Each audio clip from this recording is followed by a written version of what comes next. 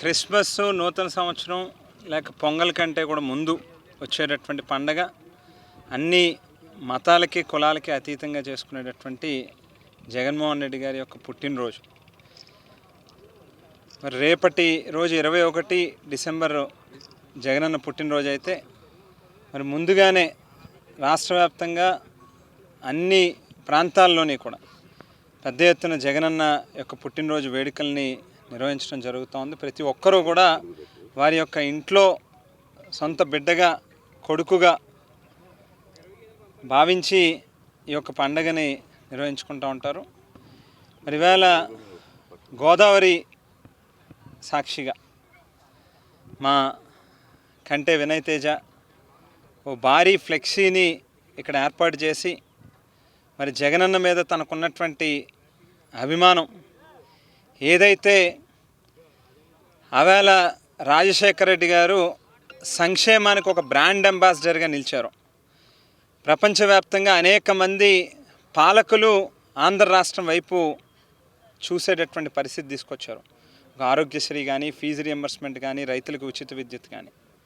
మరి తండ్రి యొక్క ఆశయాలని ముందుకు తీసుకెళ్లడం కోసం రాజకీయాల్లోకి వచ్చినటువంటి జగన్మోహన్ రెడ్డి గారు ఒక పక్కన సంక్షేమం కానీ, మరో పక్కన అభివృద్ధి కానీ, మరో పక్కన పరిపాలనాపరమైనటువంటి అనేక సంస్కరణలు కానీ వీటన్నిటినీ కూడా సమవుజ్జిగా ముందుకు నడిపిస్తూ ఏదైతే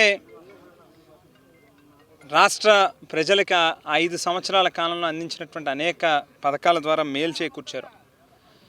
మరి ఎప్పటికీ ప్రజల యొక్క హృదయాల్లో ఆ స్థానం అనేటువంటిది ఉంటుంది. గెలుపు ఓటములు అనేటువంటి రాజకీయాల్లో సహజంగా ఉంటాయి. కానీ మరి ఇవాళ జగనన్న చేసినటువంటి గొప్ప పనుల కారణంగానే మరి తేజ ఆయన ఎంత గొప్ప పనులు చేశారో ఈవేళ ఆ పుట్టినరోజును కూడా అంతే గొప్పగా ఘనంగా నిర్వహించడం కోసమే ఈ గోదావరి ఏ రకంగా అయితే ఉప్పొంగుతుందో మరి ఆయన గుండెల్లో కూడా అదే రకమైనటువంటి అభిమానం ఉప్పొంగుతూ ఈవేళ జగనన్న మీద ప్రేమతో ఇంత భారీ కార్యక్రమం నిర్వహించడం జరిగింది.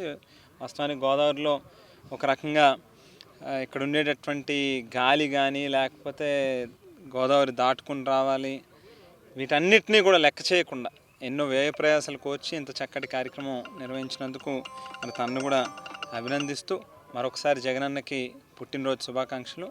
దేవుడు మరింత శక్తినివ్వాలి, సామర్థ్యాన్ని ఇవ్వాలి, రాష్ట్ర ప్రజలకి మంచి చేయగలిగేటటువంటి అవకాశం జగనన్నకి ఇవ్వాలి, మరోసారి రాష్ట్ర ప్రజలకు ముఖ్యమంత్రిగా పనిచేయాలని చెప్పి కూడా కోరుకుంటాం.